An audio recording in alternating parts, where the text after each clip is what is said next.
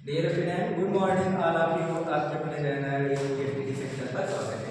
हम ये इधर कक्षा 9 के गणित में प्रश्नावली 1.1 के क्वेश्चन नंबर 3 आप लोग बताने चल रहे हैं। जैसे कि क्वेश्चन नंबर 3 दिया है 3/5 और 4/5 के बीच 5 पदीय संख्या ज्ञात कीजिए।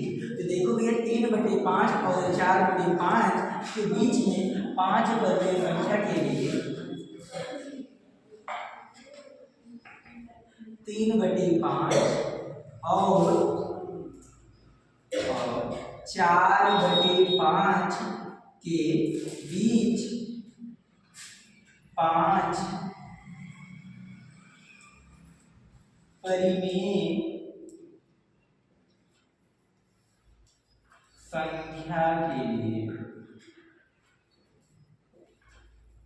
संख्या के लिए देखो ये क्या करेंगे, जब हर बराबर है और परिमेय संख्या हमें 5 ज्ञात करनी है तो देखो 5 में हम ये 1 जोड़ देते हैं तो कितना हो जाता है 6। अब जब 6 हमें प्राप्त हुआ तो जो 3/5 और 4/5 दिया गया है इसके अंश और हर में हम 6 से गुणा करेंगे। 3/5 के अंश हर में 6 से हम गुणा करेंगे और 4/5 के अंश हर में भी 6 से गुणा करेंगे। तो यह इधर आएगा 6 3 18 और 5 6 30 और इधर 6 चौके 24 5 6 30। अब दोनों का हल बराबर है, अब अंश बराबर नहीं है, इनके बीच में ये कितनी परिमेय संख्या आनी है 5। तो देखो भैया इधर 18/30 और 24/30 के बीच में 5 परिमेय संख्या लिखनी है। तो पहला हो गया 19/30 और दूसरा होगा 20/30 और तीसरा होगा भैया 21/30 और चौथा होगा 22/30। फिर अगला पांचवा होगा 23/30। ये 5 परिमेय संख्याएं आई, यही हमारा आंसर है। अब ये इसके बाद आता है क्वेश्चन नंबर 4। क्वेश्चन नंबर 4 कह रहा है नीचे दिए गए कथन सत्य है या असत्य है, कारण के साथ अपने उत्तर दीजिए। देखो पहला कथन दिया है प्रत्येक प्राकृत संख्या एक पूर्ण संख्या होती है। अब यह कथन सत्य है कि असत्य है। अब देखो पूछा प्रत्येक प्राकृत संख्या एक पूर्ण संख्या होती है, तो यह कथन भैया सत्य है क्योंकि प्रत्येक प्राकृत संख्या एक पूर्ण संख्या होती है।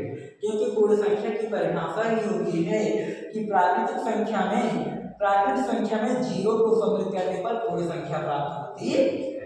तो यह कथन भैया सत्य है, यह कथन सत्य है क्योंकि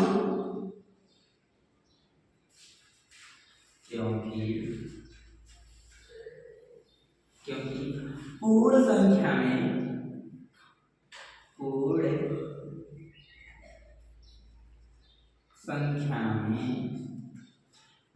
प्राकृत संख्या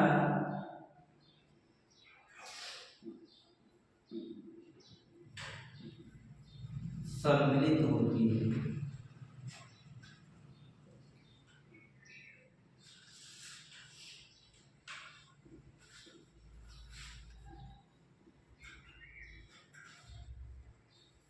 देखो ये कथन हमारा दूसरा है कि प्रत्येक पूर्णांक एक पूर्ण संख्या होती है।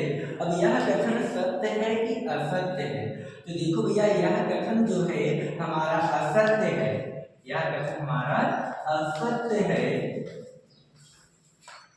क्योंकि देखो पूर्ण संख्या में ये ऋणात्मक संख्याएं नहीं होती हैं, क्योंकि पूर्ण संख्या में धनात्मक संख्याएं होती हैं, जबकि पूर्णांक में ऋणात्मक संख्याएं भी होती हैं और धनात्मक संख्याएं भी होती हैं, इसलिए यह कथन असत्य है।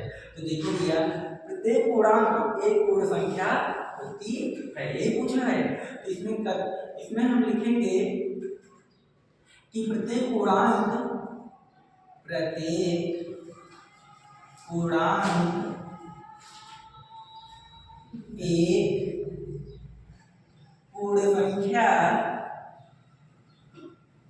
एक पूर्ण संख्या नहीं होती है,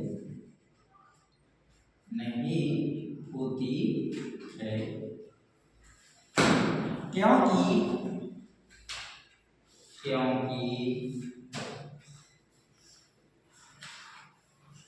पूर्ण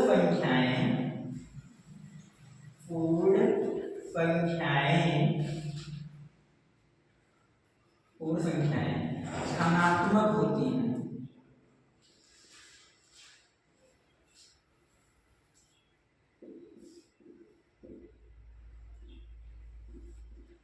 जबकि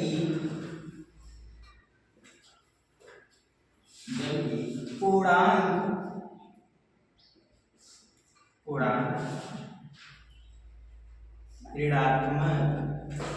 पूर्णांक में ऋणात्मक संख्याएं भी होती हैं।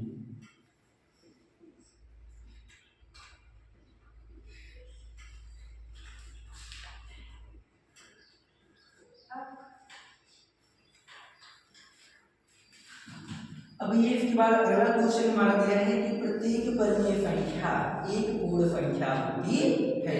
अब बताइए यह कथन सत्य है कि असत्य है। तो देखो, प्रत्येक परिमेय संख्या दिया एक पूर्ण संख्या नहीं होती है। यह कथन हमारा क्या है? असत्य है। यह कथन असत्य है, क्योंकि भैया परिमेय संख्याएं कई प्रकार की होती हैं। परिमेय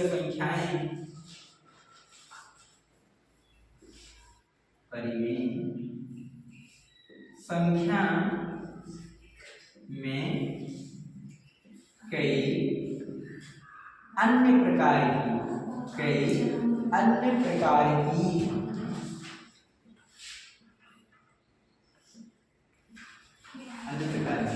संख्याएं होती हैं।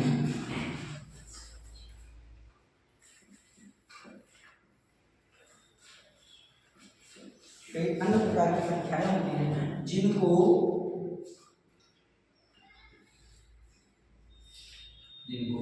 पूर्ण संख्या के रूप में